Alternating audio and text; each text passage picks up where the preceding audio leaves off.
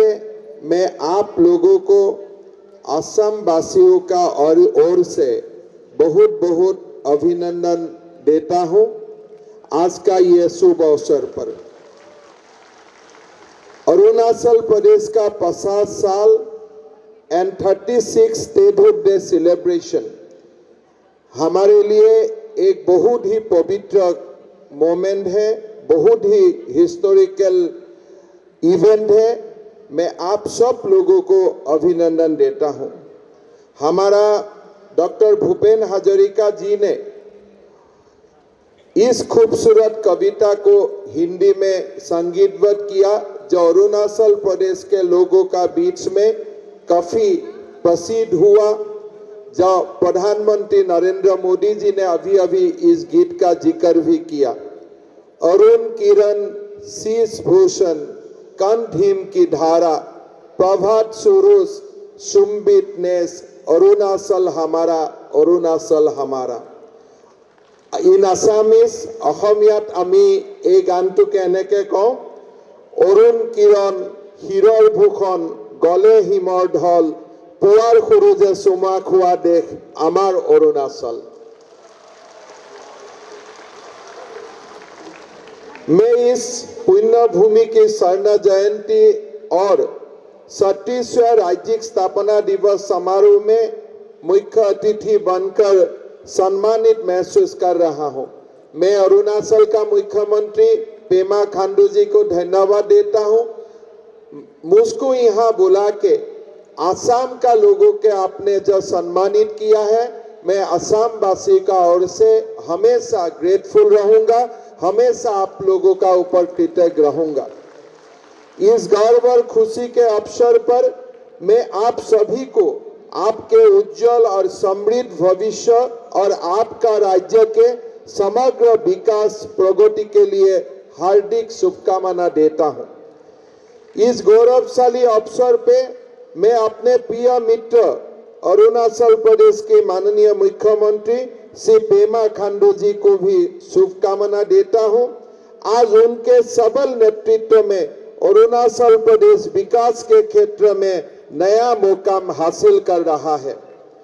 इस महान मंच पर खड़ा होते हुए आज मैं केवल वर्तमान के अरुणाचल प्रदेश और उसके भविष्य का बारे में ही बात नहीं करना चाहता हूं, बल्कि मैं इस प्रदेश का इतिहास में भी जाना चाहता हूं। आपका यह धन्य भूमि जिसे उगते सूरज की भूमि कहा जाता है, हमारा महान देश की 5000 साल पुराना संस्कृति और सभ्यता का हिस्सा है। मौखिक साहित्य घाटियों में पाए जाने वाले कोई ऐतिहासिक खंडहर और दस्तकथाओं के अनुसार परशुराम ने अपने पाप का प्रायश्चित, व्यास ऋषि ने अपना ध्यान, राजा भीष्म द्वारा अपने राज्य की स्थापना और भगवान श्री कृष्ण ने अपनी सहधर्मिणी रुक्मिणी से विवाह इसी क्षेत्र में किया। पुराणों में उल्लेख किए गए अनुसार इस स्थानों को प्रभु पर्वत माना जाता है।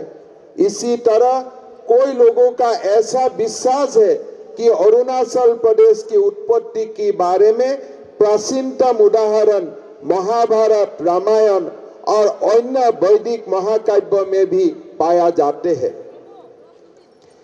अरुणाचल प्रदेश की विभिन्न स्थानों में पाए जाने वाले पुरातात्विक अवशेष ईटा फोर्ट, मालिनी थान, भीष्मक नगर, रुक्मिणी नगर, भालुकपुंग, नक्सल पर्वत, पारसी पार्लो आदि प्रदेश का समृद्ध सांस्कृतिक विरासत और देश के बाकी हिस्सों के साथ अपने संबंध की गवाही देते हैं।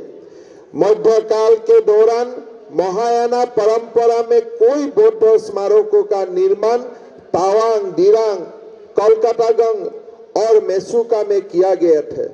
1681 में निर्मित तावांग मठ राज्य का सबसे बड़ा और सबसे प्रसिद्ध बौद्ध मठ है। सन 1947 का सत्ता हस्तांतरण की बात तथा भारत के संविधान लागू होने का साथ फ्रंटियर ट्रैक के प्रशासनिक ढांचा में एक बदलाव दिखाई दे रहा था। सन 1954 में नॉर्थ ईस्ट फ्रंटियर क्षेत्रों 1954 के विधि नियमन की घोषणा के साथ इस क्षेत्रों को पूर्णता से प्रशासनिक क्षेत्र का रूप में उद्घाटन किया गया था। इस प्रकार नॉर्थ ईस्ट फ्रंटियर ट्रैक्स को north east frontier agency Nipah का रूप में जाना जाने लगा। नेपा का नाम बदलकर अरुणाचल प्रदेश कर दिया गया और सन 1972 में यही भारत का एक केंद्र शासित प्रदेश बन गया। सन 1975 में प्रदेश का एक विधानसभा में बदल दिया गया था। इस प्रकार अरुणाचल प्रदेश ने 20 फरवरी 1987 को पूर्ण राजनीतिक दर्जा प्राप्त किया। एक पूर्ण विधानसभा और एक लोकप्रिय सरकार का साथ भारत का 26वां राज्य बन गया। मैंने इस इतिहास को दोहराकर असम और अरुणाचल प्रदेश का संबंध का बारे में भी बताया। ये भूमि हमारा राष्ट्र का पुराना अभिन्न अंग है और हम आपस में घनिष्ठ रूप से जुड़े हुए हैं। महान कलाकार डॉक्टर भूपेन हजारिका जी के एक अमर गीत हमें इस बात का याद दिलाती है। मैं असमिया में बोलना चाहता हूँ। सियांगरे गालंग लुहितरे खामती और तीरा परे वान सुए मुक्तिय मातिसे अखमीरे पदुली उदुली जे मुदुली मरम सेनेहर हाथ बहिसे मनपा ककाइटिक धरिलो खाबती बिनिमयत तेव दिले बुद्धरे मुरुति कले जुग जुगर मितिरालिर ध्वजा उड़िसे।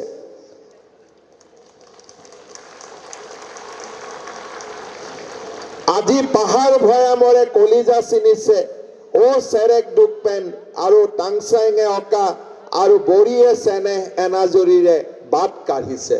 असम और अरुणाचल का संबंध में डॉक्टर भूपेन हजारिका जी ने ये बहुत ही बढ़िया गीत रचना करके गया था। असम और अरुणाचल का बीच भावनात्मक एकता बहुत ही मजबूत है। भूपेन हजारिका जी के गीत में हमें इसकी याद दिलाती है। इस राज्य और यहाँ का निवासियों के लिए बनाया गया गीतों के अलावा भूपेन दा ने अरुणाचल प्रदेश की सांस्कृतिक दिशा में भी बहुत बड़ा योगदान दिया है। उन्होंने 1977 में अरुणाचल प्रदेश का पहली रंगीन फिल्म मेरा धर्म मेरा माँ का निर्माण किया था। भूपेन दा हमारी पहचान और सांस्कृतिक आत्मीयता का प्रतीक थे। यह मुझे भूपेन दा और अरुणाचल प्रदेश के साथ उनके गहरे संबंध के लेकर एक कहानी भी याद आ रही है। साथियों का दशक में के अंत में आलंग में भूपेन हजारिका का अभिनंदन किया गया था। वहां अनेक लोगों का समागम हुआ और उस समय के अरुणाचल प्रदेश का तत्कालीन सांसद डेइंग इरिंग जी ने अपने भाषण में कहा था, भूपेन हजारिका का रग रग में अरुणाचल का खून बह रहा है। उन्होंने हमारा यहाँ के माँ का दूध पिया है। फिर उन्होंने हजारिका का और देखा और कहा, हजारिका साहब, अरुणाचल के लोगों ने आपको एक अदृश्य कुंजी दिए है ताकि आप स्वतंत्र मन से अपनी इच्छानुसार हमारा यहाँ आना जाना कर सके। आपको अरुणाचल प्रदेश का सांस्कृतिक सलाहकार बनना होगा। हमने असम को अपना पुत्र उधार में दिया है। मतलब भूपेन हजारिका जी को अरुणाचल हमेशा अपना संतान माना था और डेइंग इरिंग जी ने बोला था कि मैं भूपेन हजारिका जी को आप असम को उधार में दिया हो, मतलब वो अरुणाचल का संतान है। डॉक्टर भूपेन हजारिका का अलावा असम के शिक्षाविद इंदिरा मिरी ने नेफा क्षेत्र में शिक्षा का प्रसार में महत्वपूर्ण भूमिका निभाए थे। नॉर्थ ईस्ट फ्रंटियर एजेंसी में इंदिरा मिरी ने शिक्षा क्षेत्र को बढ़ावा देने में विशेष प्रयास किए थे। उन्होंने चौथे सर्वोच्च भारतीय नागरिक सम्मान पद्मश्री प्राप्त किया था। ब्रिटिश शासन के दौरान जब नेफा को उपेक्षित किया गया, तब असम के प्रथम मुख्यमंत्री लोकप्रिय गोपीनाथ बरदলৈ ने इस परिस्थिति को बदलाने के लिए दृढ़ संकल्प लिया था। नेफा का विकास के लिए सबसे महत्वपूर्ण थी शिक्षा की आवश्यकता। इंदिरा मिरी को इस बात का एहसास हुआ। नेफा में शैक्षणिक संस्थान प्रतिष्ठा करने के लिए चुने गए युवाओं में प्रमुख थे अन्नदा प्रसाद बरठाकुर। कभी कभी उनने गंतव्य स्थल तक पहुंचने के लिए अरुणाचल के कठिन इलाका में 15 किलोमीटर तक पैदल जाना पड़ता था।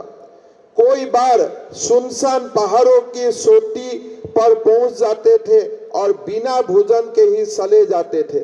इस तरफ अरुणाचल का लोगों के प्रति प्रतिबद्धता और गहरे प्यार के साथ सभी बाधाओं को पार करते हुए और सभी चुनौतियों से लड़ते हुए उन्होंने नेफा में शिक्षा का प्रसार करने में अपना कंट्रीब्यूशन देके गया था। उच्च शिक्षा का क्षेत्र में भी अरुणाचल प्रदेश की प्रथम विश्वविद्यालय के कुलपति थे आनंद शरण भागवती, जो एक असमिया थे। इसी तरफ शिक्षक शिक्षा का प्रथम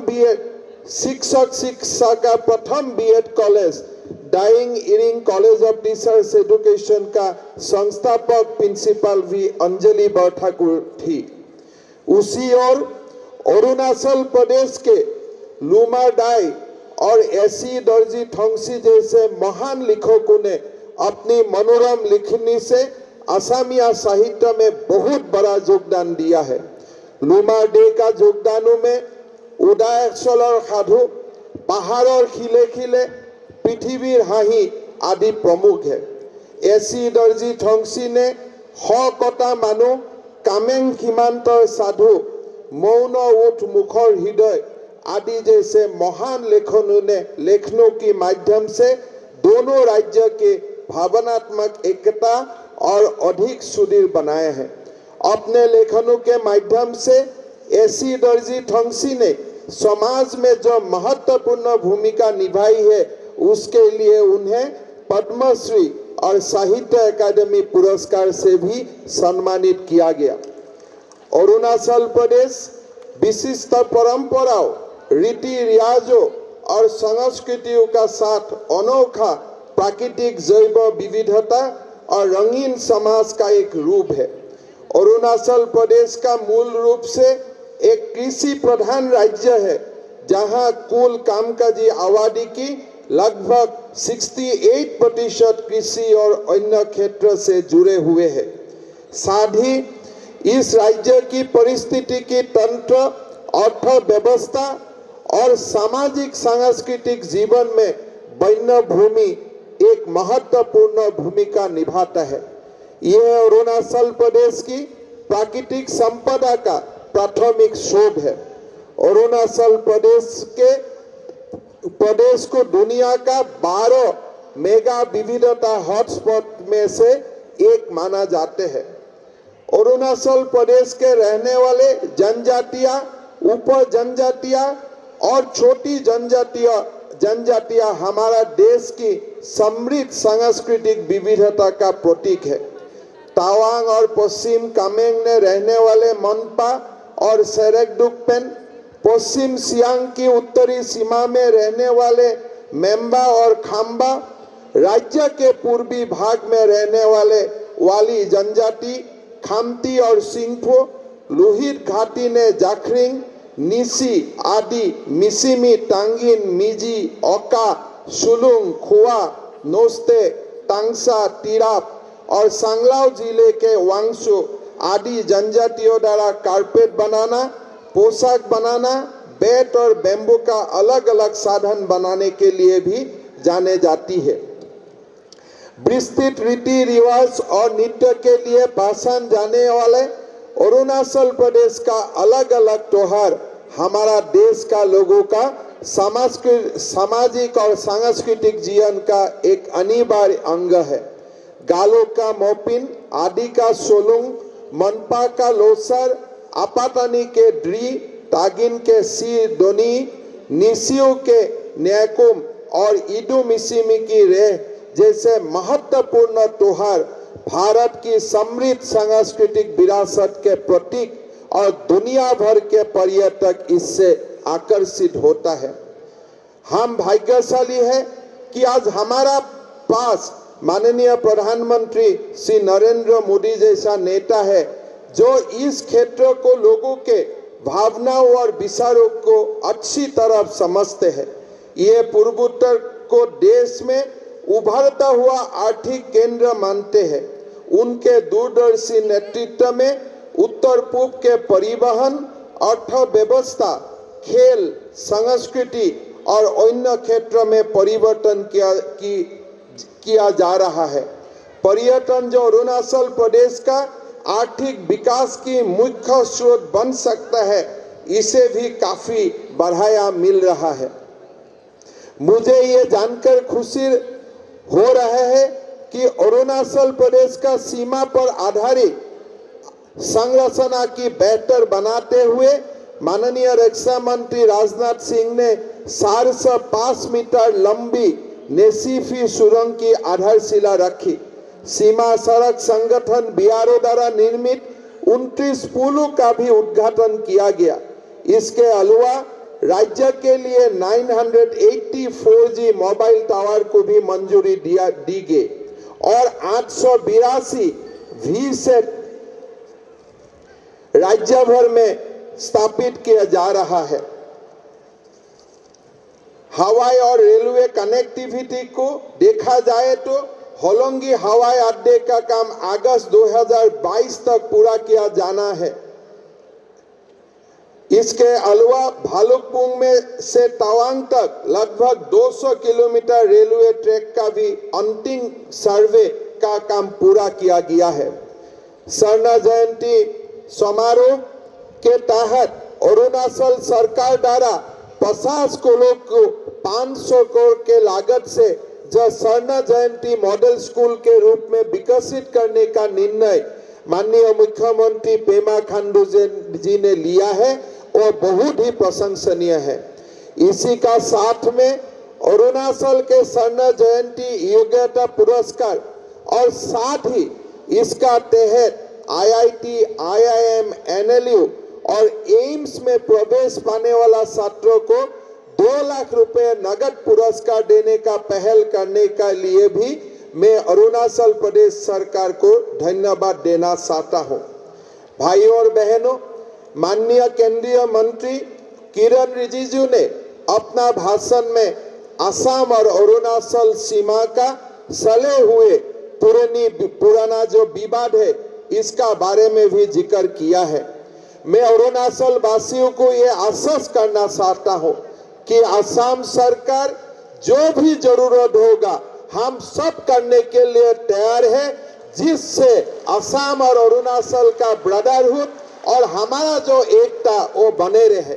मेघालय का साथ असम सरकार ने हाल ही में से डिस्प्यूटेड साइट का हम लोग सेटलमेंट किया। प्यार से बैठ के, आराम से बैठ के हम दोनों सरकार ने से डिस्प्यूटेड साइट का सॉल्यूशन किया। अरुणाचल प्रदेश का माननीय मुख्यमंत्री पेमा खांडू जी से भी हमारा लगातार बैठक चल रहा है। केंद्रीय गृह मंत्री अमित शाह जी का आशीर्वाद और उनका उद्योग का कारण नॉर्थ ईस्ट का सारा स्टेट का सीमा विवाद खत्म हो, ऐसा प्रयास अभी चल रहा है। मैं आप लोग को आश्वासन देना चाहता हूं कि अप्रैल महीना से हम लोग सीरियस डायलॉग में एंगेज हो जाऊंगा और यही साल में असम और अरुणाचल का बीच का मैक्सिमम बॉर्डर डिस्प्यूट सॉल्यूशन हो जाए, इसके लिए हम पूरा प्रयास करेगा। ये आश्वासन मैं आप लोग को देना चाहता हूं। आज हम लोग बहुत ही भाग्यवान है कि हमारा दिल्ली में केंद्र में ऐसा एक सरकार है जो सरकार का प्रधानमंत्री नरेंद्र मोदी जी है और गृह मंत्री अमित शाह जी है। प्रधानमंत्री मोदी जी और गृह मंत्री जी ने जब भी हम लोग को मिलता है तभी हम लोग को बोलता है भाई आप लोग क्यों झगड़ते हैं, आप लोग अपना प्रॉब्लम सॉल्व करो। किस लिए आगे वाला दशक में नॉर्थ ईस्ट को मुझको भारत का इकोनॉमी का न्यू इंजन बनाना है, प्रदेश पूरा उत्तर पूर्व को आगे ले जाना है। और आज हम लोग ने भी ये संकल्प लिया हो कि अरुणाचल प्रदेश हो, असम हो, मेघालय हो, हम सब स्टेट मिल के रहेगा। एक उत्तर प्रदेश, उत्तर पूर्व का जो एक जो हमारा पहचान है, वो पहचान को हम लोग दुनिया में आगे लेके जाएगा और भारत का सबसे विकसित क्षेत्र का रूप में हम लोग उत्तर पूर्व को आगे ले जाएगा। ये संकल्प हमारा है और ये संकल्प को हम आगे लेके जाएगा। हम लोग के लिए बहुत खुशी का बात है, अभी आप लोग को देख सकता है कि हमारा किरण रिजिजू अरुणाचल से आज पहला बार केंद्र में कैबिनेट मंत्री मिला, जो हमारा खाली अरुणाचल के लिए गर्व नहीं है, ये पूरा उत्तर पूर्व भारत के लिए गर्व का विषय है। मैं अभी किरण जी का भी भाषण सुन रहा था, उन्होंने टीम अरुणाचल का बात बोला, ये बहुत बड़ा बात है। लेकिन मैं किरण जी को रिक्वेस्ट करूंगा, खाली टीम अरुणाचल नहीं, किरण जी को टीम उत्तर पूर्व का नेतृत्व लेना है, सो दैट सारा उत्तर पूर्व प्रगति का ओर में चल सकता है। मैं बहुत बात बोलना नहीं चाहता हूं। आज अरुणाचल का विकास को एक नया उद्यम मिला है। अरुणाचल का जो विकास का यात्रा है अभी वो बहुत आगे चल पड़ रहा है। अरुणाचल का विकास अभी दिखाई देता है। मैं भगवान को प्रार्थना करता हूं कि अरुणाचल शांति में रहे, अरुणाचल समृद्ध हो, अरुणाचल विकास में पूरा आगे बढ़ जाए, सो दैट हम पूरा भारतवासी अरुणाचल को लेके गर्व कर सकता हूं।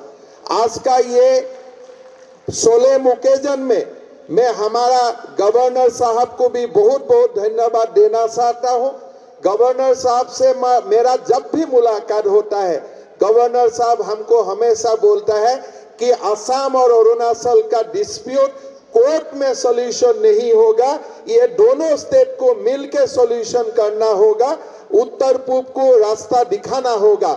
और मैं हमारा असम वासियों का ओर से भी माननीय राज्यपाल मिश्रा जी को आज का ये सोलेम ओकेजन में मैं प्रणाम करता हूं, मैं नमस्कार करता हूं, मैं नमन करता हूं और मैं आशा करता हूं कि उनका मार्गदर्शन में हमारा उत्तर पूर्व आगे चल पड़ेगा और भारत का सबसे विकसित क्षेत्र का एक जो दर्जा ये हम लोग को मिलेगा।